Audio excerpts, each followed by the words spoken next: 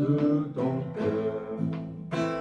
La parole de Dieu va faire son entrée. Ouvre les portes de ton cœur. La parole de Dieu va faire son entrée. La parole de Dieu, la parole de Dieu, c'est Jésus. La parole de Dieu va faire son entrée. La parole de Dieu, la parole de Dieu, Jésus. La parole de Dieu, c'est Jésus. La parole de Dieu va faire son entrée. Ouvre les portes. Ouvre les portes de ton cœur. La main cachée. Oh, la main cachée va faire son entrée. Ouvre les portes de ton cœur. La main cachée va faire son entrée. La main cachée. La main cachée, Jésus. La main cachée, c'est Jésus. La main cachée va faire son entrée. La main cachée. La main cachée, Jésus. La main cachée, c'est Jésus. La main cachée va faire son entrée. Ouvre les portes de ton cœur. Le rocher des siècles va faire son entrée. Ouvre les portes de ton cœur. Le rocher des siècles va faire son entrée. Le rocher des siècles, Jésus. le rocher des siècles, c'est Jésus. Le rocher des siècles va faire son entrée. Le rocher de vie. Le rocher de vie, Jésus. Le rocher de vie, c'est Jésus. Le rocher de vie va faire son entrée. Ouvre les portes de ton cœur. Le pain de vie va faire son entrée. Ouvre les portes de ton cœur. Le pain de vie va faire son entrée. Le pain de vie, le pain de vie, Jésus. le pain de vie, c'est Jésus. Le pain de vie va faire son entrée. Le pain de vie, le pain de vie, Jésus. le pain de vie, c'est Jésus.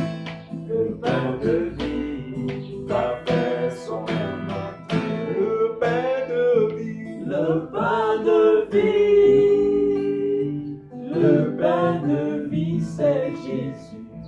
Le pain de vie va faire son entrée. Gloire soit rendue à notre Dieu. Bonjour, bonsoir, bienvenue dans votre émission Phare. Chers internautes, vous qui nous regardez, nous sommes très heureux de vous avoir encore parmi nous car c'est toujours un bonheur, c'est toujours un honneur de vous savoir parmi nous. Nous sommes encore là, bien-aimés, comme à l'accoutumée, sur cette émission qui n'a que pour but de vous enseigner la parole de Dieu. Et comme toujours, je suis accompagné de mes deux merveilleux frères. À ma gauche, j'ai mon frère Dieudonné Tchemena. Bonjour, Bonjour mon frère Clément. Alors, comment va? Ça va très bien. Ok. J'espère qu'il allait de même pour vous. Amen, ça va très bien. Et à ma droite, Ça va.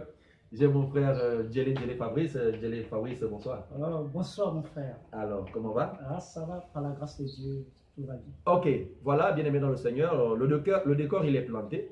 Donc nous voulons développer ce soir sur un thème bien précis. Et nous voulons parler, n'est-ce pas, de... Est-il possible à un chrétien de perdre le salut? C'est sur ce thème que nous voulons vraiment apporter vraiment l'éclairage par rapport à ce qui est écrit conformément à la parole de Dieu. Qu'est-ce que la Bible dit de ça? Parce qu'aujourd'hui, bien-aimés, chers frères, chers internautes, vous qui nous suivez, nous regardons avec beaucoup d'amertume ou sinon beaucoup de désolation ce qui se passe aujourd'hui. Nous assistons à une catégorie de soi-disant chrétiens qui disent qu'effectivement, un chrétien, après avoir le salut, que le Seigneur l'accorde, peut perdre ce salut. Est-ce que véritablement un chrétien qui a reçu la grâce de Dieu dans sa vie peut perdre, n'est-ce pas, cette grâce, peut perdre, n'est-ce pas, ce salut à la lumière des Écritures? Nous allons le découvrir tout à l'heure. Donc, tenez-vous bien, prenez des notes, prenez vos bics afin de noter particulièrement les parties qui auront attiré votre attention. Soyons vraiment disciplinés, soyons concentrés, car ce que nous voulons libérer ici ne vient pas de nous, mais ça vient de la part de Dieu. Vraiment, bon confort d'écoute à vous tous qui nous regardez. Donc, nous parlons ce soir, n'est-ce pas, si un chrétien peut perdre le salut. Je me retourne directement vers mon frère Dieudonné Tchemena par rapport à cette question brûlante. Aujourd'hui, dans les milieux ecclésiastiques, nous assistons à ces soi-disant hommes de Dieu qui disent qu'un chrétien peut perdre le salut après avoir reçu la grâce venant de notre Seigneur. Est-il possible qu'un chrétien perde, n'est-ce pas, le salut? Vous avez la parole. Ok, merci mon frère Clément. Chers internautes, nous voulons encore une fois de plus non pas compter sur notre propre sagesse, non pas compter sur nous-mêmes, mais compter sur Dieu lui-même. Parce que c'est Dieu seul qui peut nous révéler la pensée du Seigneur. Alors, je souhaiterais d'entrée de jeu déjà affirmer ceci, que tout homme soit trouvé faux. Amen. Et que Dieu soit trouvé juste parmi nous. Ça veut dire que les pensées peuvent être multiples autour du salut. Est-ce que l'on peut le perdre ou est-ce que le salut est éternel? L'homme peut penser comme ça, mais la préoccupation ou encore la préoccupation qui doit être celle de tout un chacun, c'est de chercher à savoir ce que pense Dieu au travers de sa parole.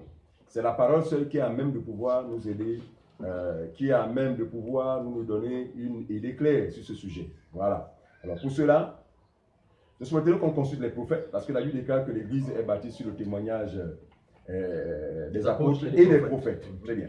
Je souhaiterais d'abord qu'on consulte les prophètes et qu'ils nous disent un tout petit peu ce qu'ils savent justement au sujet de ce salut. Le salut est-il quelque chose ou le salut est une personne? Est-ce que ce salut est un objet ou une personne? Tout cela, nous allons le découvrir à la lumière des Écritures. On va prendre le psaume 89. Voilà. On va lire le verset 31 à 36.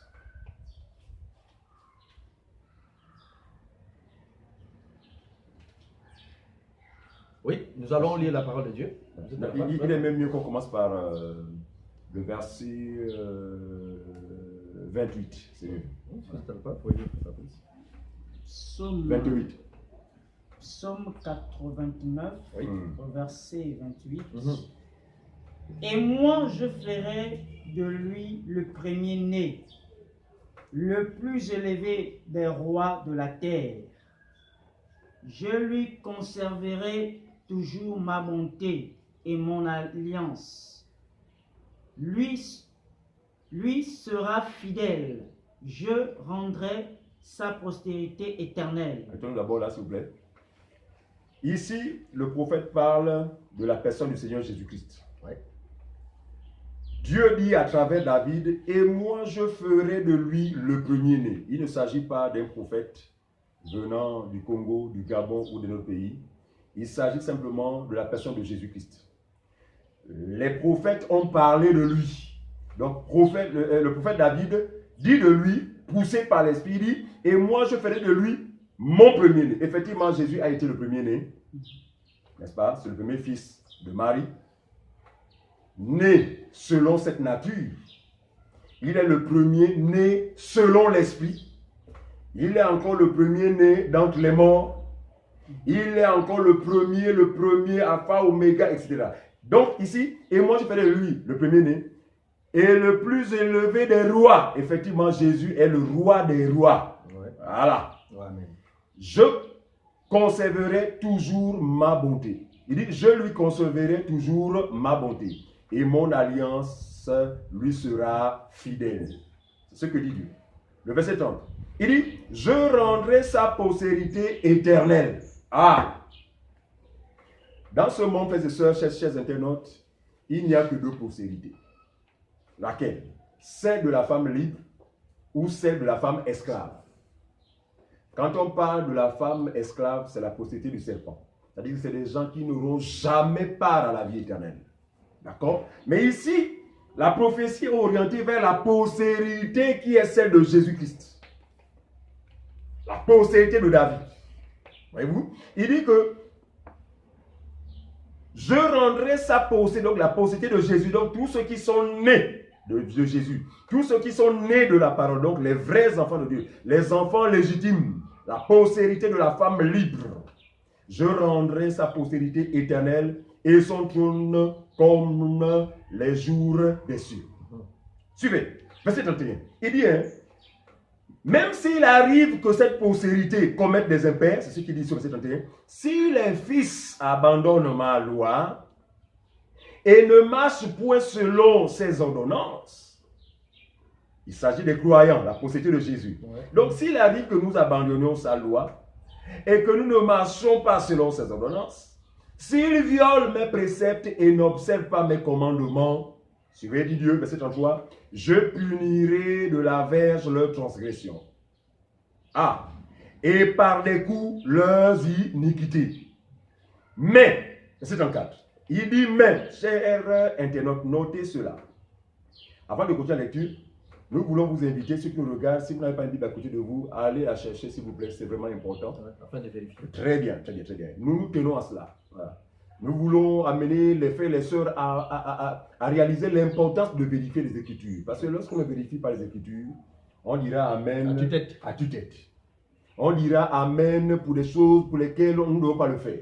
Très bien. Donc, vous qui avez dans cette Bible, revenez sur le passage, donc Psaume chapitre 89, on est déjà au verset 34. On a commencé à 28, on est au verset 34. Voilà. Il dit, mais je ne lui retirerai point ma bonté et je ne trahirai pas ma fidélité. Voilà. Dans d'autres versions, c'est, mais je ne lui retirerai point mon salut. Vous pouvez vérifier cela dans d'autres versions. Ah! Il dit que malgré la désobéissance, qui pourrait justement, que les fils pourraient manifester, ce n'est pas à cause de là qu'il va renoncer à son alliance. Ce n'est pas à cause de là qu'il va retirer son salut. Parce que le salut, frères et sœurs, pour nous n'est pas un objet. Le salut est une personne, c'est la personne de Jésus-Christ. Amen. Et nous pouvons le démontrer à l'humaine écriture. Amen. Quand nous lisons, allons-y rapidement, Luc chapitre 19, à partir du verset 1, la rencontre justement de Jésus avec Zachée. Je lis la parole de Dieu dans Luc chapitre 19 à partir du premier verset. C'est à la page 1048 pour ceux qui ont l'édition Louis II. La Bible nous dit ceci. Jésus étant entré dans Jéricho, traversait la ville. Et voici un homme riche appelé Zachée, chef des publicains, cherchait à voir qui était Jésus. Mais il ne pouvait y parvenir à cause de la foule, car il était de petite taille. Il courut en avant et monta sur un sycomore pour le voir parce qu'il devait passer par là. Lorsque Jésus fut arrivé à cet endroit, il leva les yeux et lui dit, Zachée, hâte-toi de descendre, car il faut que je demeure aujourd'hui dans ta maison. Ah, il dit, hâte-toi de descendre, car il faut que, c'est Jésus qui parle, il faut que moi, Jésus, je demeure aujourd'hui dans ta maison. On continue. Verset 6. Zachée se hâta de descendre et le reçut avec joie. Et le reçut avec joie. Suivez bien, chers internautes. On continue. Voyant cela, tous murmurèrent en disant, il est allé loger chez un homme pécheur. Mais Zachée se tenant devant le Seigneur lui dit, voici Seigneur, je donne aux pauvres la moitié de mes biens, et si j'ai fait du tort de quelque chose à quelqu'un, je lui rends le quadruple. Jésus lui dit, le salut est entré aujourd'hui dans cette maison. Frère, si nous avons bien compris cette lecture, cette parole, qui était rentré dans la maison du frère Zachée? C'est Jésus. Ah, donc le salut dont nous parlons, c'est une personne qu'on appelle Jésus. Amen. Donc, nous voulons ici affirmer que le salut, n'est-ce pas, qui fait l'objet de notre émission, c'est la personne de Jésus. Donc, la question est celle-ci. Est-ce que une fois Jésus entré dans la vie d'un homme, n'est-ce pas, peut le quitter, peut sortir de cette vie? Parce que vous savez que c'est le salut, la vie éternelle n'est déterminé que par la présence de Jésus dans la vie d'un homme. Parce que Jésus est lui-même la vie éternelle. Amen. Donc, si nous disons qu'une fois la vie éternelle, n'est-ce pas, quelqu'un a reçu la vie éternelle et que cette vie éternelle peut lui être retirée, cela veut dire que le même Jésus qui affirme aux efforts que le salut est rentré dans ta maison est un menteur dans la mesure où, après ces choses, il va être en train de le retirer. Non, ce n'est pas ce Jésus que nous croyons, mais nous croyons à ce Jésus qui accorde son salut, non pas en échange d'une quelconque œuvre, mais par sa grâce. Éphésiens chapitre 2, le verset 8 à 9. C'est un passage que nous n'allons jamais négliger parce que c'est le salut, c'est le salut vraiment, il révèle le salut par la grâce et non par les œuvres. Éphésiens chapitre 2, verset 8 oui. à 9. Car c'est par la grâce que vous êtes sauvés. Donc, suivez-moi bien. Donc, Jésus est rentré dans la maison de Zachée, non pas à cause de ses œuvres. Et d'ailleurs, il était un pécheur, quelqu'un de mauvaise vie. Vous comprenez cela? Mais Jésus ne tiendra pas compte de son salut, mais Jésus avait la volonté, n'est-ce pas? Il a décidé souverainement de sauver cet homme. Et il est rentré dans la maison de Zachée, non par contrainte, non en échange de ce que Zachée pourrait lui donner, mais c'est par la grâce. On dit bien que vous êtes sauvés par la grâce. Parce que Zachée ne méritait pas le salut de Dieu. Zachée ne méritait pas la visite de Jésus dans sa maison. Parce que Jésus était un juif, selon la chair. Par conséquent, ne devait même avoir aucun rapport avec Zachée. Donc, c'est par la grâce, n'est-ce pas, que Jésus s'est retrouvé dans la maison de Zachée. Vous êtes sauvés par la grâce, on y va? Par le moyen de la foi. Par le moyen de la foi. Et cela ne vient pas de vous. C'est le don de Dieu. C'est le don de Dieu. Ce n'est point par les œuvres afin que personne ne se glorifie. Très bien.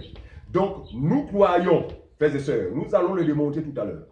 Nous croyons que s'il était possible qu'un croyant, parce que d'ailleurs celui qui croit ne croit pas parce qu'il veut croire. Ouais. Celui qui croit parce que cela lui a été donné. Très bien. Ça veut dire que nous ne croyons pas que celui à qui Dieu a fait la grâce de croire en lui peut être privé de ce salut pour une raison quelconque. Parce qu'on a vu tout à l'heure que même s'il arrive qu'il abandonne ma loi, moi je ne retirerai jamais mon salut de la vie de ce dernier. Voyez-vous? Amen. Alors, donc, le salut, c'est la personne de Jésus. Personne n'a mérité le salut, du moins tous ceux qui aujourd'hui se savent sauvés savent au fond d'eux qu'ils n'ont rien fait pour mériter ce salut. Par conséquent, Dieu ne peut pas procéder à une disposition selon laquelle pour que je te mette dans ta vie, il faut que tu fasses comme ça, il faut que tu fasses comme ça. Non. Il est venu dans nos vies par grâce, il a bien voulu venir dans nos vies. Donc le salut est un salut éternel. La vie, Jésus est éternel, donc la vie éternelle, on dit, celui qui croit, n'est-ce pas, aura la vie éternelle. Celui qui croit à la vie éternelle. On parle d'une vie, attention, une vie, pas une vie éphémère, une vie éternelle. C'est-à-dire que c'est une vie, un don que Dieu accorde à des mortels, que Dieu accorde à des ex-pécheurs. Voyez-vous? Il met en eux cette vie. Parce que avant que cette vie ne leur soit communiquée, nous étions dans la mort, frère. Telle est la condition de tous les pécheurs. La condition, n'est-ce pas, qui a été la nôtre par le passé. Mais dans cette mort, la vie, n'est-ce pas, nous a impacté. Donc Dieu nous a communiqué sa vie. Attention, c'est la vie éternelle. Une dernière référence avant de passer la parole à mes frères. Voilà, 1 Jean. Voilà, c'est par le chapitre 5, le verset 1. 1 Jean 5. 1 Jean 5, le verset 1. 1 Jean 5, verset 1. Quiconque croit que Jésus est le Christ est né de Dieu. Très bien. Quiconque croit, c'est pas la foi, est né de Dieu. On continue. Et quiconque aime celui qui l'a engendré, aime aussi celui qui est né de lui. Nous connaissons que nous aimons les enfants. Non, pardon, c'est pas 1 Jean 5, le verset 10. 1 Jean 5, Le le verset 10 au verset 13. Voilà. Celui qui croit au Fils de Dieu Oui, a ce témoignage en lui-même. oui. Celui qui ne croit pas pas à Dieu le fait menteur, Oui. puisqu'il ne croit pas au témoignage que Dieu a rendu en son Fils. On continue, mon frère. Et Le- voici ce Quel est témoignage. ce témoignage, frère? C'est ce C'est que nous voulons. Très que bien. Dieu nous a donné la vie éternelle et que cette vie est dans son Fils. Ah! Le témoignage, c'est que Dieu nous a donné dans sa grâce infinie, quoi? Dans sa grâce, quoi? La vie éternelle. Attention. Et que cette vie-là est dans son Fils. Donc, il n'y a que celui qui a le Fils pour avoir la vie éternelle. D'accord? Il dit, et cette vie est dans son Fils. La suite. Cette Celui vie est dans son Fils. Verset est 12. dans son Fils. Celui qui a Le le Fils Fils a la vie. Celui qui n'a pas le Fils de Dieu n'a pas la vie. Très bien. De quelle vie s'agit-il? La vie éternelle. Frères et sœurs, on parle de vie éternelle. Donc, une vie que Dieu donne, une vie qui va vivifier celui à qui il a été donné jusqu'à la vie éternelle. Jésus dit à la femme samaritaine que l'eau que je donne jaillira en vous comme des fleuves d'eau vive, et cela jusqu'à la vie éternelle. Donc, d'entrée de jeu, il n'est pas possible que le don de Dieu éternel qui nous a été communiqué puisse nous être retiré. Je laisse la parole à mon cher frère bien-aimé Clément. Gloire soit rendue à Dieu pour vraiment cette approche. Bien-aimés, chers internautes, vous qui nous suivez, nous sommes en train de développer sur ce thème. Est-il possible de perdre le salut? Est-il possible que celui à qui Dieu a fait grâce puisse, n'est-ce pas, perdre cette grâce, c'est-à-dire perdre le salut? C'est de ça que nous sommes en train de parler en ce moment. Donc voilà, je vais également me retourner vers mon frère Njele Fabrice, qui va aussi déjà apporter sa pierre par rapport à ce thème. Est-ce qu'un chrétien, est-il possible qu'un chrétien puisse perdre son salut? Merci mon frère. Je crois que Dieu fera grâce, vraiment, et fait grâce, je crois, pour cela. Vraiment, prenez, nous vous encourageons à apprendre, à vous munir d'une Bible et pouvoir lire. Nous ne devons plus être comme les soi-disant chrétiens qui répondent Amen à toute tête. Alors, je voudrais tout simplement continuer dans le même verset que le frère a lu. Amen. Et au verset 13, je veux que personne lise le verset 13. De 1 Jean. 1 Jean 5, le verset 13. Au verset 13, je vous ai écrit ces choses afin que vous sachiez que vous avez la vie éternelle, vous qui croyez au nom du Fils de Alléluia, Dieu. merci Seigneur. Il dit, je vous ai écrit ces choses afin que vous sachiez que vous avez la vie éternelle, vous qui croyez au nom du Fils de Dieu. Donc, la vie éternelle, avoir la vie éternelle, c'est avoir Christ en lui. Donc, si tu as cru, tu as la vie éternelle. Et la vie éternelle, c'est le salut. Amen. Amen. La vie éternelle, c'est le salut. Alors, la Bible déclare dans Jean que quiconque croit, quand même il mourra, quand même il pourra mourir dans la chair, vivra. On parle de cette vie, c'est la vie éternelle. Et Dieu la donne gratuitement à quiconque croit. Amen. Donc, ce que nous devons comprendre, c'est que je ne sais pas vraiment, il faut que les gens arrêtent. Je ne sais pas, arrêtent de croire que c'est un homme qui donne la vie éternelle. Parce que si c'est un homme, oui, évidemment, on peut la perdre. Mais c'est Dieu, créateur du ciel et de la terre, qui accorde à un homme le salut. Et qui, quand il donne, la Bible déclare qu'il ne se répond pas de ses dons. Comment peut-il retirer encore ce qu'il a donné? Nous disons non. Dieu la donne gratuitement à qui il veut. Et ce n'est pas le fruit d'un hasard. Pourquoi? Parce que c'est par rapport à l'élection. Amen. Alléluia. Ce n'est pas le fruit d'un hasard. C'est par rapport à l'élection. Amen. Alors, je voudrais prendre acte vraiment acte, on va d'abord prendre ce acte 4, verset 12. Je vais Qui lire. nous montre. Je vais lire la parole de Dieu dans Actes chapitre 4, 12e verset. Ouais. Il n'y a de salut en aucun autre, Ouais. car il n'y a sous le ciel aucun autre nom qui a été donné parmi les hommes par lequel nous devions être sauvés. Il n'y a de salut en aucun autre nom. C'est-à-dire que celui qui est le...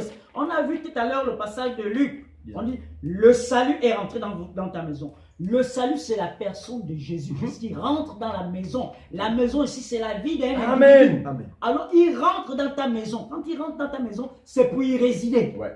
Amen. Et quand il y réside, c'est définitivement. Pour toujours. Amen. Pour toujours. Ouais.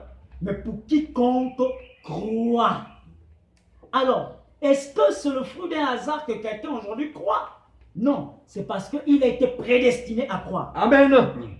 Alors, nous voulons prendre également ce passage, Éphésiens. Éphésiens, chapitre 1, au verset 4 Éphésiens, à 5. Éphésiens chapitre 1, le verset 4 au verset 5. Il est écrit, en lui, Dieu nous a élus avant la fondation du monde, Oui. pour que nous soyons saints et irrépréhensibles devant lui. On peut d'abord s'arrêter là. Voilà. Il dit en lui. C'est pas le fruit d'un hasard, pasteur, évêque, je ne sais pas quoi. Voilà. C'est en lui. Dieu nous a élus avant la fondation du monde. Alors si tu perds le salut, ça veut dire que si tu perds, parce qu'on ne peut pas perdre le salut, Ouais. le salut c'est la personne de Jésus. Tu n'as pas. Alors, si tu te retrouves à côté, ça veut dire que tu n'as pas reçu le Voilà, salut. tu n'as pas encore cru. Voilà, tu n'as pas cru. Très bien. Ça veut dire, ici on dit que en lui, il nous a élus. Un élu. L'élu, quand on regarde de manière, même si aujourd'hui on voit que de manière démocratique, moi dans les pays, c'est pas vraiment ça. Mais l'élu, quand tu es élu, c'est-à-dire que tu as prouvé le peuple et le peuple t'a choisi. Très bien. Mais ici, il ne s'agit pas d'un peuple, il s'agit de Dieu. Dieu, il t'a élu avant la fondation du monde. C'est plus crédible. Voilà. Ouais. Pour que tu sois quoi? On dit pour que nous soyons saints Voilà. et irrépréhensibles. Devant lui. Oui, devant lui. Continue, mon Verset frère. 5. Nous ayant prédestinés dans son amour. Ah, comprenant que ce n'est pas une partie du fait que tu confesses quelque chose. C'est parce que tu as été prédestiné à obtenir ce salut. À Zachée, être- oui, Zachée, évidemment, a été prédestiné à croire. Amen. C'est pourquoi il a cru. C'est pourquoi il a cru. Voilà. Parce qu'il y avait bel et bien également des collecteurs d'impôts qui étaient les voleurs comme Zachée. ouais. Mais qui n'ont pas cru. Très bien. Mais pourquoi lui? C'est parce que tout simplement c'est par la grâce. On a vu Amen. Éphésiens que c'est par la grâce C'est par la que nous grâce. sommes sauvés, Très bien. par le moyen de la foi. Ouais. On dit bien sauvé. Quelqu'un est sauvé, c'est pas quelqu'un qui est condamné. S'il est sauvé, Il est sauvé. voilà. Donc même sur la terre, tu as déjà l'étiquette de sauvé. Ouais. Pendant que tu es sur cette terre. Alors continue mon frère. Alors, verset 5. Donc, nous ayant prédestinés dans son amour Oui. à être ses enfants d'adoption par Jésus-Christ selon le bon plaisir de sa volonté. Selon le bon plaisir des enfants d'adoption. Quand on regarde un peu, on a déjà parlé un peu de la loi. Vraiment, là-dessus, on a vu que ça a commencé par un seul peuple. Maintenant, aujourd'hui, Dieu fait de ce peuple et nous qui croyons un seul peuple. Et nous devenons, ceux qui ont cru, on devient des enfants d'adoption. Mais par qui? Par quel moyen? Par le moyen de Jésus-Christ qui est le salut. Amen. Alors, le salut, c'est une personne. Le salut, ce n'est pas quelqu'un qui dit, non, je répète, là, tu es déjà rentré dans le salut. Ce n'est pas ça le salut. Très bien. Le salut, c'est la personne de Jésus-Christ. Alors, on voit dans Jean 3, verset 16, on dit, car Dieu a tant aimé le monde. Oui, on ce passage. Un passage que nous lisons beaucoup. Hein? Voilà. Oui. Jean vraiment, 3,16. Vraiment. Jean chapitre 3 au verset 16 nous dit ceci. Oui. Car Dieu a tant aimé le monde qu'il a donné son Fils unique Oui. afin que quiconque croit en lui ne périsse point, mais qu'il ait la vie éternelle. On dit, enfin, que quiconque croit en lui ne périsse point. Mais qu'est-ce qu'il doit avoir? La vie La vie éternelle. éternelle. Ça veut dire que la personne qui éternel. croit au Seigneur Jésus-Christ a la vie éternelle. Maintenant, Éternel. comment vous comprenez éternel? Je ne sais pas comment vous comprenez éternel. Éternel, ça veut dire que tu as une vie qui ne finit jamais. Tu as cru. Amen. Éternel, c'est cela. Alors, quelqu'un qui a cru au Seigneur Jésus-Christ, on a dit, enfin, que quiconque croit. Donc, n'importe qui, c'est réservé à tout le monde. Donc, le salut est disponible encore dans le temps. Nous sommes dans le temps de la grâce. Le salut est disponible pour vous qui nous écoutez. Oui. Amen. Alors, quiconque croit à ces paroles-là, quiconque croit en lui, croire, c'est pas confesser. C'est pas te mettre un récital. C'est pas ça le c'est pas ça cela croire. Quiconque croit à l'évangile véritable a la vie éternelle. Maintenant, on trouve l'évangile véritable où? On achète ça quelque part, nous disons non. Non. L'évangile véritable se trouve, c'est d'abord Christ lui-même, Jésus qui enseignait cet évangile, c'est lui-même l'évangile, et c'est dans les 12. Parce qu'on dit que l'église est bâtie sur le fondement des apôtres, c'est-à-dire les 12 pierres. Donc, la crédibilité se trouve dans les 12, dans l'évangile apporté par les apôtres. Maintenant, quelqu'un qui remet en cause ce que les 12 ont annoncé, alors celui-là est un brigand. Nous parlons du salut. Et eux, ils n'ont pas dit que le salut peut se perdre. Je suis désolé. Et ils ont dit que celui qui a cru à le salut, La vie éternelle. à la vie éternelle. Et nous ne voyons pas, ce n'est pas par la chair, c'est par la foi. Nous y croyons. Amen. C'est pas la foi. C'est par la foi que nous sommes sauvés. C'est par la foi que nous croyons. Amen. Alors ici, nous disons que quiconque croit au Seigneur Jésus-Christ a la vie éternelle. Et celui-ci ne viendra point en jugement. Je ne parle pas je parle du jugement du feu, de ceux qui vont aller dans le lac de feu. Maintenant, le jugement pour les enfants de Dieu, ce sont des récompenses. Voilà, récompenses. Ça, il faut le savoir aussi. Alors, nous voulons dire ici Romains 8, je crois. Romains 8. Voilà ce qu'il dit ici, Romains 8, au verset 1. Il n'y a donc maintenant aucune condamnation pour ceux qui sont en Jésus-Christ. C'est clair. Ici on dit, il n'y a aucune condamnation pour ceux qui sont en Jésus-Christ. Parce qu'ils ont cru. Parce qu'ils ont cru. Parce qu'ils ont le salut qui est Jésus. Amen. Comment quelqu'un, Jésus nous dit ici, les apôtres révèlent ici qu'il n'y a aucune condamnation pour ceux qui sont en Jésus-Christ, mais les gens se prétendent, disent quand même, remettent en cause, et disent que non, quelqu'un peut perdre le salut. Qui l'a dit ici? Un croyant peut perdre le salut. Un croyant peut perdre le salut. Un croyant, il a cru. Contradictoire. Bon, sauf si vous avez cru à un système religieux. Je comprends que tu n'as pas cru au Seigneur Jésus-Christ. C'est normal. Si tu as fait un récital dans un système religieux et que tu appartiens à un système religieux, au lieu d'appartenir à Christ, c'est évidemment, tu n'es même pas chrétien. C'est normal que tu penses perdre le salut. Voilà. Tu n'as même pas le salut. Alors que tu n'as pas le salut. Ce sont tes pensées. Voilà, ici on dit, il n'y a donc maintenant aucune condamnation Ceux qui sont en Christ. pour ceux qui sont en Jésus-Christ. Amen. En effet, la loi de l'esprit de vie, on parle bien de l'esprit de vie, mon frère. L'esprit de vie. Le Saint-Esprit, c'est l'esprit de vie. C'est lui qui atteste que nous allons vivre éternellement. Amen. En nous, ouais. Il est en nous. Mais ça, c'est quel esprit? Je ne sais pas. En réalité, comme ce n'est pas le Saint-Esprit, c'est les démons que vous recevez. C'est normal que vous puissiez dire que, en réalité, un homme un chrétien, soit dire, encore qu'il n'est pas chrétien, c'est celui dont vous parlez. Il n'est pas chrétien, c'est normal que le salut n'est pas son partage parce qu'il n'a même jamais reçu. Il n'a jamais cru. Il n'a jamais reçu l'évangile. Voilà. Alors, en effet, la loi de l'esprit de vie en Jésus-Christ m'a affranchi de la loi du péché et de la mort. On parle de la mort éternelle. On parle de la mort éternelle.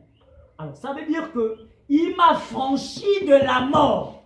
Ça veut dire qu'il ne peut pas perdre le salut, celui qui a cru au Seigneur Jésus-Christ. Parce que cela, Christ l'a affranchi de la mort. Il est parti de la mort à la vie. Voilà. De la mort à Il la a vie. été transporté des ténèbres à la lumière. Ah. Mais comment, curieusement, tu repars aux ténèbres. Ouais. Donc, ça veut dire qu'il y a problème. Ouais. Ça veut dire qu'il y a Il y a problème. un véritable problème. Il y a un véritable problème. Un véritable enfant de Dieu ne perd pas le salut. Voilà. Voilà. Un véritable enfant de Dieu ne perd pas le salut parce qu'il est né de Dieu. Amen. Et si tu es né de Dieu, tu as la semence de Dieu, Oui. tu marches conformément aux voies de Dieu. Amen. Pourquoi? Parce que c'est Dieu t'a prédestiné À vivre. à vivre cela. Il a dit, lorsqu'on revient dans l'ancienne alliance, on dit à Jérémie, dit, je t'ai choisi, je t'avais déjà établi prophète. Donc il n'est pas prophète parce qu'il a prophétisé, mais il est prophète parce qu'il avait déjà été établi. Depuis l'éternité. Depuis l'éternité. Ouais, c'est ça. Maintenant, ce que nous faisons, ce que nous sommes en train de faire, ce n'est pas nouveau parce que Dieu nous appelait à faire cela. Amen. Même ce que nous sommes en train de pouvoir parler ici, ce n'est pas nouveau. Très bien. Amen. C'est parce que Dieu avait déjà prévu que cela soit hasard. ainsi. Et que vous qui suivez également, ce n'est pas nouveau, Très bien. si vous y croyez. Ouais. Parce que Dieu également a prédestiné que ce jour-là, vous allez écouter le message. Et que cela va être prédestiné à chacun d'entre vous. Si vous êtes appelé à croire, vous allez y croire. Amen. Amen. Et le salut rentrera dans votre maison. Le salut rentrera en vous. Donc, je veux un temps soit peu m'arrêter ici.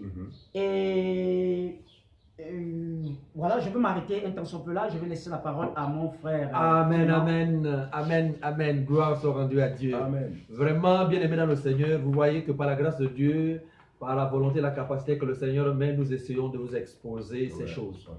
Donc, bien aimé, pour ceux qui nous prennent en cours, nous parlons du salut. Est-ce que véritablement un enfant de Dieu qui a reçu la grâce de Dieu peut perdre le salut? C'est de ça qu'il est question. C'est de ça que nous sommes en train de développer. Et par la grâce de Dieu, nous avons compris que un enfant de Dieu qui a reçu la grâce ne peut pas perdre le salut. Parce que d'abord, le salut, c'est une personne, nous l'avons déjà dit ici, c'est la personne de Jésus-Christ. Très bien.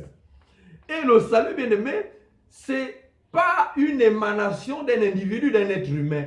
Ce n'est pas que quelqu'un aurait fourni un effort particulier pour octroyer ou bien pour gagner ce salut. Mais c'est une faveur, c'est un don immérité.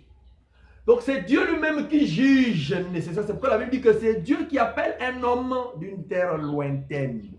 Ce n'est pas toi aujourd'hui, tu dis non, moi je vais servir Dieu. C'est pourquoi ce sont tes propres motivations. En réalité, charnellement, physiquement, ça a l'air de bonnes motivations parce que quelqu'un qui dit j'ai envie de servir Dieu, vous voyez, sur l'aspect charnel, mais on a l'impression que cet homme, il est normal, il est sérieux. Mais nous qui avons cru par la grâce de Dieu, nous croyons que lui, il est fou en fait.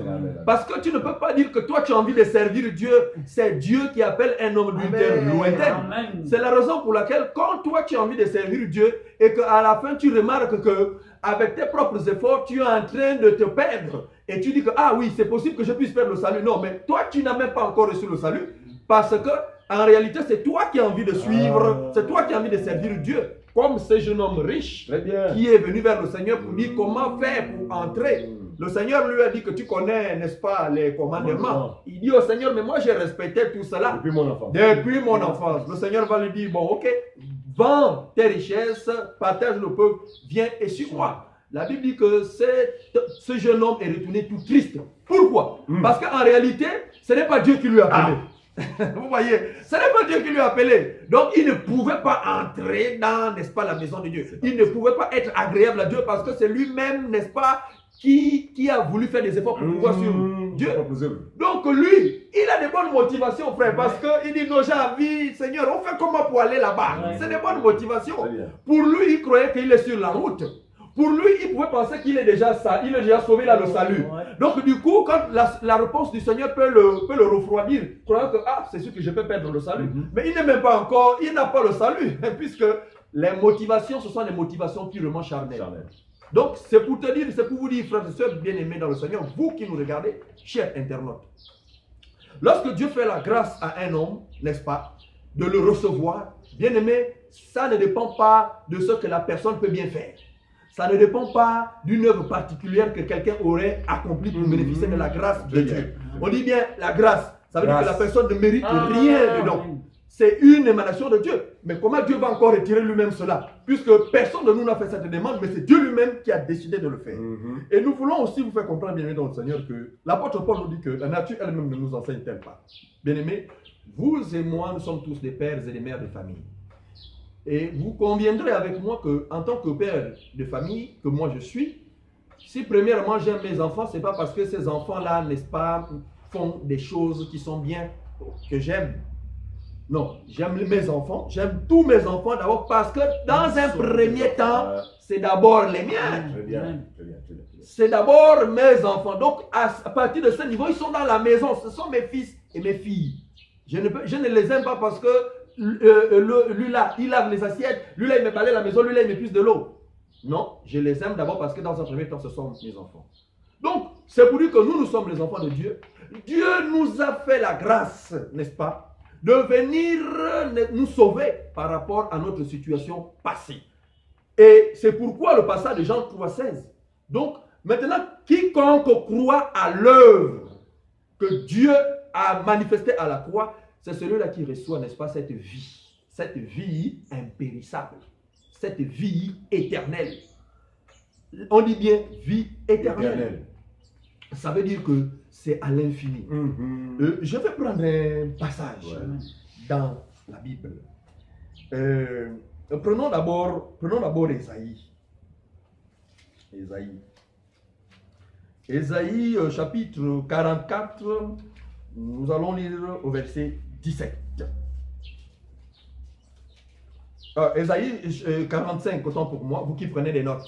C'est Ésaïe 45 au verset 17. Ésaïe 45. Au verset 17. Ésaïe 45 au verset 17. Oui. C'est par l'Éternel qu'Israël obtient le salut. Oui. Un salut éternel. Oh. Vous ne serez ni honteux ni confus. Alléluia. Jusque dans l'éternité. Oh, bien-aimé. C'est par l'Éternel qu'Israël obtient le salut. Un salut éternel, frère. Nous vous encourageons, nous vous exhortons à examiner les Écritures. Un salut éternel, bien-aimé dans le Seigneur, c'est un salut vraiment, ça dit qu'on ne peut pas le retirer, Dieu ne peut pas le retirer. Il est éternel. C'est un salut éternel. Donc, l'histoire où nous apprenons aujourd'hui avec ces soi-disant hommes de Dieu, qui ne sont pas des hommes de Dieu, qui ne sont que des brigands spirituels, des criminels de la parole de Dieu, que le Seigneur a appelés des orgueilleux, qui disent aujourd'hui que un chrétien né de nouveau peut perdre le salut. Un chrétien né de nouveau ne peut pas perdre le salut. Un chrétien né de nouveau ne peut pas perdre le salut. Prenons Éphésiens. Éphésiens chapitre 1 verset 13. Éphésiens 1, 13. Oui.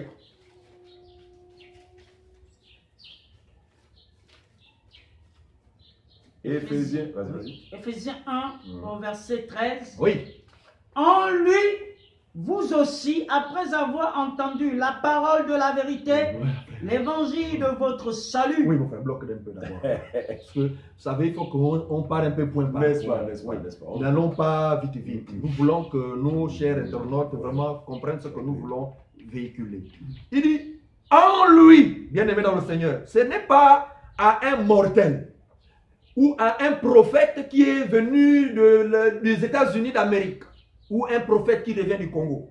Il dit en lui. Quand il dit en lui, bien-aimé, l'apôtre Paul fait allusion à Christ. C'est-à-dire en Jésus, frère. En lui, vous aussi, après avoir entendu la parole de vérité, l'évangile du salut. Bien-aimé, en lui, vous avez cru et vous avez été scellés du Saint-Esprit. Scellés. Bien-aimé, la Bible dit scellés du Saint-Esprit. Alors, quand on dit scellés du Saint-Esprit, bien-aimé, je vais prendre un exemple parce qu'il faut que nous amenions des choses terre à terre pour mieux vous comprendre, pour mieux vous permettre de comprendre. Lorsque vous avez un document, bien-aimé, vous voulez aller légaliser le document, alors ce qui va authentifier le document, si c'est l'acte de naissance, c'est le cachet. Le cachet. Dès que c'est cacheté, c'est le sceau. C'est ça le sceau. Ça dit c'est scellé. Bien aimé, dites-moi un peu. Un document qui est scellé, qui est cacheté comme ça là, comment le cachet là peut quitter encore sur ce document? Non, je ne sais pas. C'est pourquoi la Bible ici dit que non, vous êtes scellés du Saint-Esprit. C'est-à-dire que c'est là. C'est un acte légal. C'est un acte légal. Oh. Vous ne pourrez en aucun cas perdre encore ce Saint-Esprit parce que vous êtes déjà scellés. C'est scellé. Ouais. C'est scellé. Mhm. Ça ne dépend pas des œuvres humaines, bien-aimés dans le C'est Seigneur. le problème. Ça ne dépend pas des œuvres humaines.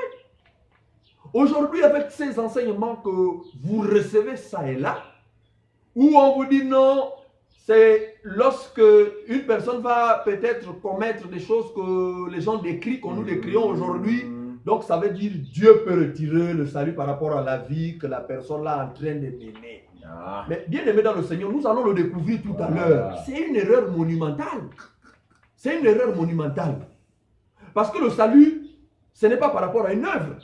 Mais comment lorsque, pour le Père, il va falloir que quelqu'un manifeste une œuvre pour le Père. Pour obtenir le salut, on n'a rien manifesté. On n'a rien fait. Mais comment pour le Père, il faut que quand tu vas manifester une œuvre négative, donc Dieu va maintenant retirer Point ça. d'interrogation. Mais déjà pour le recevoir, tu n'as rien fait. Ah, vraiment. Ah, pourquoi maintenant c'est quand tu vas vivre maintenant, c'est là où Dieu va le retirer? Non.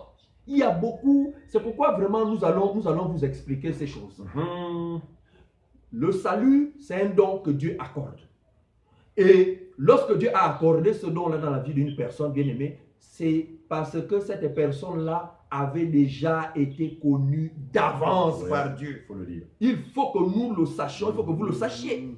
C'est une personne qui avait déjà été connue de Dieu depuis l'éternité, comme l'a dit mon frère. Jérémie, je te connaissais depuis avant que je ne te forme même dans le ventre de ta maman. Je t'avais déjà établi prophète. Ouais. Donc c'est depuis l'éternité que le salut normalement nous est accordé. Il y a les gens qui sont prédestinés, nous l'avons vu.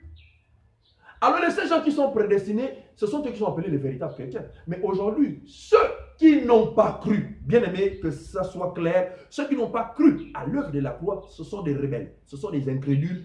Et par conséquent, ces personnes-là sont perdues d'avance. Ouais, ouais. Ils n'ont jamais reçu le salut. Ouais. Pour dire que non, ils peuvent perdre le salut. Non, ils n'ont même jamais reçu le salut. Parce que nous avons vu que le salut, c'est une seule personne, c'est Jésus. Amen. Zachée a reçu Jésus-Christ dans sa maison. Le Seigneur Jésus a dit, le salut est entré dans sa maison. Donc le salut, c'est Jésus. Maintenant, quiconque n'a pas cru en l'œuvre de Jésus-Christ, qu'il a manifesté à la croix, ne peut pas avoir le salut ou n'a pas le salut. Il n'a pas le salut. Voilà. Tout ce qu'il essaye de faire, ce sont des efforts personnels. Ce sont des efforts mécaniques. Ce sont des efforts charnels. Voilà. Dieu n'est pas charnel. Non. Dieu, il est spirituel. C'est pourquoi il a dit à la femme samaritaine que les vrais adorateurs, quand il parle des vrais adorateurs, c'est parce qu'il y a des faux adorateurs. Oui, Et bien les sûr. faux adorateurs, eux, ils adorent Dieu charnellement. Voilà. Les vrais adorateurs adoreront le Père en esprit et en vérité. Voilà les adorateurs. Pour adorer Dieu en vérité, en esprit, c'est la grâce que Dieu accorde à un homme. C'est à partir de ce moment-là que cet homme va adorer Dieu en vérité et en esprit. Donc, bien-aimés dans le Seigneur, nous parlons, n'est-ce pas, du salut. Est-il possible, n'est-ce pas, qu'un chrétien né de nouveau puisse perdre le salut parce qu'il aurait posé un acte déviant ou bien un acte qu'on décrit ou un acte qui n'est pas bien par rapport aux hommes? Nous disons non. Par contre, nous savons très bien qu'il y a une évolution dans la vie d'un être humain, comme dans tous les enfants. Lorsque les enfants naissent, il y a une évolution. L'enfant ne commence pas directement par s'asseoir. L'enfant, il y a un temps, il n'arrive pas à s'asseoir. Après, au fil du temps, on nourrit l'enfant s'assoit, l'enfant se met debout. Donc, c'est une évolution. De même aussi, dans l'esprit aussi, c'est la même chose. Un nouveau, n'est-ce pas, chrétien, un nouveau né en Christ qui vient, n'est-ce pas, de recevoir la grâce de Dieu dans sa vie, bien aimé dans le Seigneur, il est aussi comme cet enfant qui vient, n'est-ce pas, de naître. Alors, il est susceptible forcément à avoir des petits manquements. Il est susceptible, n'est-ce pas, à ne pas encore bien comprendre les choses de Dieu.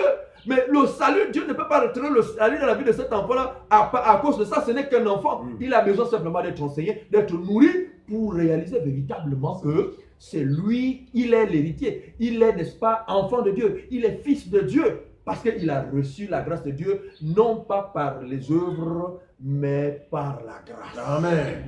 C'est cela. Donc, bien-aimé dans le Seigneur, je vais repasser la parole à mon frère Dieudonné Tchemena, qui va encore vraiment ajouter. Vraiment, c'est époustouflant. Amen. En même temps, c'est un bonheur de savoir ces choses. Amen. Vraiment, chers internautes, nous espérons que vous notez ces choses et nous croyons que le Saint-Esprit, vraiment, celui qui nous utilise, vous donnera de comprendre vraiment davantage. Voilà. Alors, nous disons que, nous répétons ceci. Le salut ne peut être retiré de la vie d'un croyant que si et seulement si il l'aurait, donc ce croyant l'aurait mérité. Voilà. Prenons Romains chapitre 4, vous parlez d'Abraham, parce qu'Abraham c'est le patriarche, Oui, c'est le père des croyants. Le Père de la Voilà, foi. nous le connaissons en cet homme. Alors qu'est-ce qu'il dit? Romains chapitre 4, on va lire à partir du verset 1. Romains chapitre 4. Romains chapitre 4. Le verset 1 au verset 4. Romains chapitre 4 au verset 1 à 4. Hein. Oui. Anéantissons-nous donc la loi par la foi? Loin de là. Au contraire, nous confirmons la loi. Très bien. Que dirons-nous donc? Abraham, notre père, a obtenu selon la chair. Point d'interrogation. Hein? Oui, Autrement dit, oui. que dirons-nous donc? Abraham a-t-il mérité le salut de Dieu ou l'approbation de Dieu à cause de ses œuvres? C'est ça, marcher selon la chair. Oui. Marcher selon la chair, c'est compter sur ses propres œuvres pour jouir du salut de Dieu. C'est la question qu'on pose. Est-ce que Abraham a été justifié par Dieu à cause de ses œuvres? Point d'interrogation. On y va, on répond. Verset 2. 2. Si Abraham a été justifié par les œuvres, Si ça aurait été le cas, si ça a été le cas, il a sujet de se glorifier. il peut se glorifier en disant, moi, j'ai été sauvé parce que j'ai fait ceci ou j'ai fait cela. Très bien. Continue, mon frère. Mais non devant Dieu. Attention, il allait se glorifier pour lui-même, pour sa propre gloire. Mais Dieu ne pouvait considérer cela comme étant, n'est-ce pas, ne pouvait considérer Abraham comme étant un homme justifié. Ouais. Maintenant la suite. Car que dit l'Écriture? Oui, Abraham crut à Dieu et cela lui fut imputé à Frères et sœurs. justice. Abraham n'a rien fait d'autre que de croire en Dieu. À cause de sa foi, cela lui fut imputé à justice. La suite. Or, à Or. celui qui fait une œuvre, Donc à celui qui fait une œuvre, le salaire est imputé non comme une grâce, Oui. mais comme une chose due. très bien, à celui qui fait une œuvre, le salaire qui va lui être imputé ne pourrait être appelé une grâce. Une grâce. C'est quoi? C'est un salaire. C'est un salaire. Donc il est payé pourquoi? Parce qu'il a Un fait mérite. une œuvre. Un Un mérite. mérite. Très bien. La suite, mon frère. Sur le verset 4. Au verset 4, Toujours. mais là on part au verset 5. Oui, le verset 5 va très bien. Et à celui qui ne Fait fait point point d'œuvre, d'œuvre, à l'exemple d'Abraham, qui croit, à l'exemple de tous ceux qui croient en Jésus comme nous, parce que nous n'avons fait d'autre que croire. Amen. Et cela a suffi pour que nous soyons devenus des vrais enfants de Dieu, donc des hommes justes, des hommes saints. Très bien. mais qui croit en celui qui justifie l'impie, sa foi lui est imputée à justice. Ah, et à celui qui ne fait point d'œuvre, mais qui croit en celui qui justifie l'impie, à savoir Jésus, sa foi, à cause de sa foi, cela lui est imputé à justice. Pourquoi nous lisons ce passage? Parce que nous lisons ceci. Tous ceux qui entretiennent encore cette confusion-là, qui estiment que une fois sauvé, il est possible que Dieu retire son salut de celui qui a cru. Ce sont des gens, je vous assure, qui en fait s'appuient sur leurs propres œuvres. Sur les propres œuvres. En fait, ils n'ont pas cru. Ouais. Parce que personne ne peut être un croyant s'il continue à s'appuyer sur ses propres œuvres. Mais non. Très bien. Il n'est pas Et c'est malheureusement le tableau qui est présenté aujourd'hui. On a affaire en majorité des soi-disant chrétiens qui ne le sont pas par la foi, Oui. Ouais. mais qui le sont par leurs propres œuvres. Les propres œuvres, voilà. Prenons Matthieu chapitre, c'est une bonne illustration. Matthieu chapitre 7, c'est une illustration qui pourrait nous aider. Matthieu 7, verset 21 au verset 23. Matthieu 7, 21 à 23. Voilà des gens aussi qui se réclamaient être enfants de Dieu. Donc s'il fallait actualiser, des gens qui se réclamaient être des chrétiens. Voilà. Mais avec ce nom-là, ils ont fait pas mal de choses. On y va, mon frère. Matthieu 7, verset 21 à 23. 23. Oui, on y va.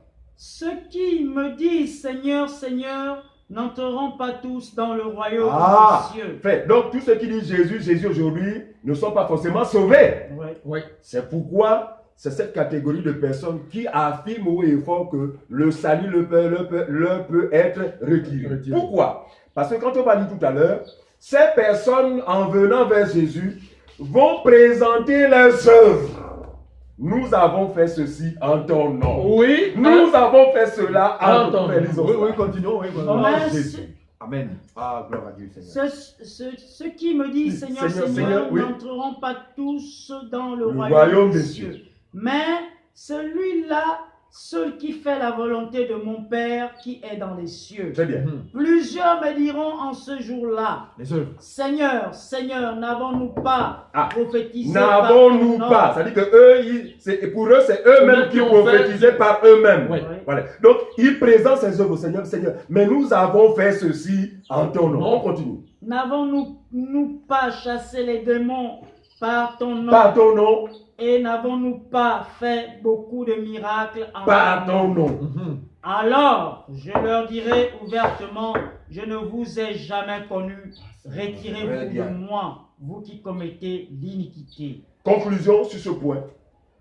Tous ceux qui, aujourd'hui, soi-disant chrétiens, ne croient pas au don éternel, sont cette catégorie de personnes que Dieu qualifie d'incrédules. Ils ne sont pas sauvés. N'est-ce pas? Mais vont mener une soi-disant vie chrétienne, mais tout en s'appuyant sur ce qu'ils sont capables de faire. Ne sachant pas que aucune œuvre humaine ne peut plaire à Dieu. Amen. Parce que le prophète David s'est exprimé sur ce point. Il dit quoi? Oui. Il dit que la justice de l'homme aux yeux de Dieu est comme un vêtement souillé, frères et sœurs. Pensez-vous que Jésus est venu dans ce monde pour rien? Il vient pour une seule raison. Pourquoi? Parce qu'il n'y a même pas un seul juste. Il n'y a pas. Tous sont corrompus. Tous sont égarés. Voyez-vous? Donc, compter sur ses propres œuvres est contraire au message de l'évangile de la grâce que nous prêchons. Parce qu'il n'y a pas des évangiles. L'évangile pur vous amènera à renoncer à vos propres œuvres pour placer votre foi en la personne du Seigneur Jésus-Christ. Ces personnes, l'iniquité qu'ils ont commises, c'est quoi? C'est effectivement, c'est ne pas croire, ne pas s'appuyer sur Jésus, mais s'appuyer sur leur propre œuvre. Alors découvrons la volonté de Dieu en ce qui concerne le salut éternel dans la vie du croyant. Prenons rapidement Jean chapitre 6. Jean 6. Jean 6, 35 à 40. On va lire un peu plus haut pour mieux comprendre. Jean 6, chapitre 6, oui, verset 35 à 40. à 40. Découvrons un peu la volonté de Dieu. En fait, quelle est la volonté de Dieu au sujet du salut qu'il accorde à qui il veut? Quelle est sa volonté exactement? On y va. Jésus leur dit, Il leur dit, je suis le pain de vie. le pain de vie. Celui qui vient en moi n'aura jamais faim, Alléluia. et celui qui croit en moi n'aura jamais soif. Très bien, on continue mon frère. Mais je vous l'ai dit, Oui. vous m'avez vu et vous ne croyez point. Ah, le problème est celui-là. Voilà le problème. Monsieur, madame, vous qui nous regardez, si jusqu'à présent vous croyez que le salut peut vous être accordé et ensuite vous êtes retiré, vous êtes un incrédule. Et aucun incrédule n'a d'héritage de la vie éternelle. Vous pouvez vous choquer. Regardez, vous allez retrouver des fumeurs dans le royaume des cieux. Et c'est pourquoi il a dit, les prostituées vous dévanceront. Quand il dit les prostituées vous dévanceront. Pourquoi? Vous serez surpris de retrouver des prostituées dans le royaume des cieux.